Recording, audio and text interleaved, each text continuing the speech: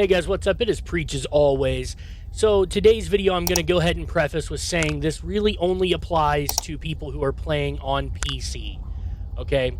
So we're going to go ahead and jump right into it. Go into your settings, go over to graphics, and scroll down until you see frame rate limit, and you want to put that on custom, and then gameplay custom frame rate limit. Now here is where this is going to vary a little bit, but I have some tips for you.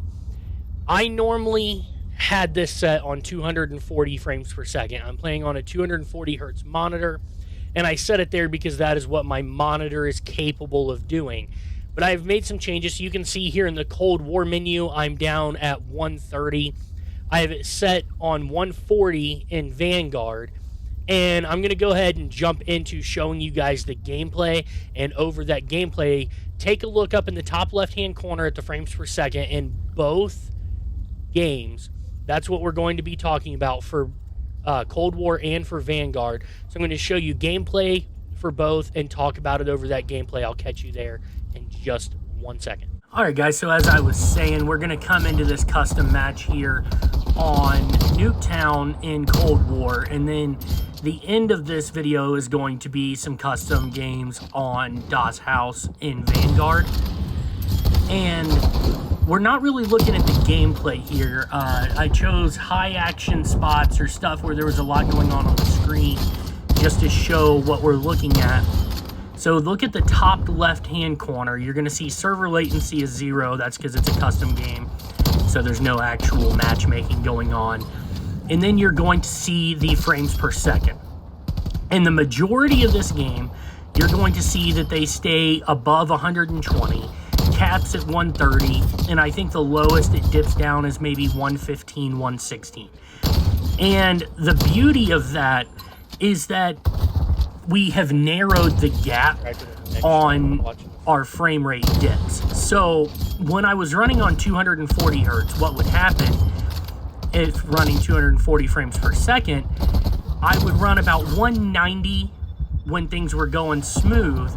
But then if something got hectic or crazy on the map, it would still dip down into this 120s range. And what happens in that case is you really feel that. Even though 120 frames per second is still a lot of FPS, it feels like the game stutters really bad, because instead of dropping 5, 10, 15 frames per second, it drops 60. So it's a huge difference.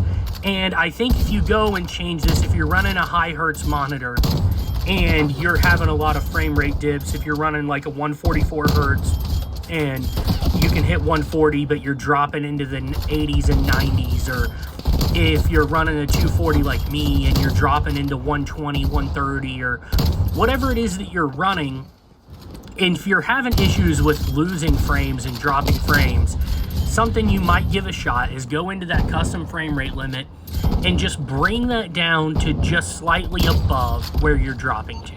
So I noticed on this game, on Cold War, I was dropping into the 120s a decent amount, and so I dropped my max down to 130. So most of the game it's going to spend running at 130, but when it does dip, we're only dipping by a little bit. You don't really feel that in the gameplay. It doesn't cause stutters or what feels like lag, even though it's not actually lag. And when the Vanguard gameplay gets here, I set it at 140, as I said earlier in the intro.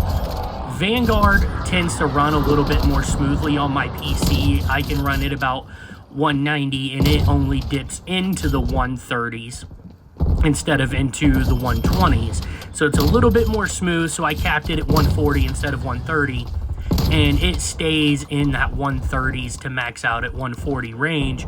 Very little frame rate dipping going on that way, and in my personal opinion, the game plays much more smoothly.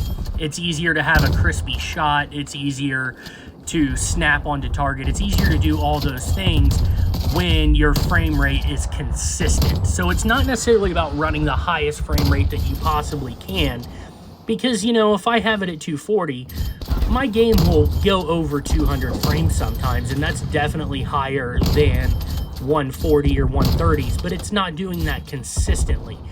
and you want the consistency so that you're not feeling those weird lag spikes and frame rate dips, things like that. It's not really a lag at all, but that's just the way it feels when you're playing. To me, it feels like your game is jumping all over the place when you dip down by 60 frames. So give that a shot. Let me know if you guys are playing on a high hertz monitor. If you guys have been having issues, let me know if this fixes your issues like it did for me. Hopefully it does. This is not some scientific thing. I'm not a computer guru. It's just something I thought about trying, and it has really seemed to work for me. So hopefully it works for you too. I'm probably going to let you guys watch the rest of this out. It's against bots. All right, look, this is not trying to show off some cool gameplay. These are recruit bots that are here for target practice. I do highly recommend that if you don't go and shoot bots to warm up your shot, that you do so. It's not just the average Joes that's a good idea for. Like, if you pay any attention to pro Call of Duty, those guys go shoot bots before matches just to get their thumbs warmed up. It's a good idea to do. It's good target practice. It's a good way to practice your pop shots and things like that. Work on your centering. Work on, just your overall crosshair placement as a whole. Work on some awareness things. Maybe find you some angles that maybe nobody else knows about.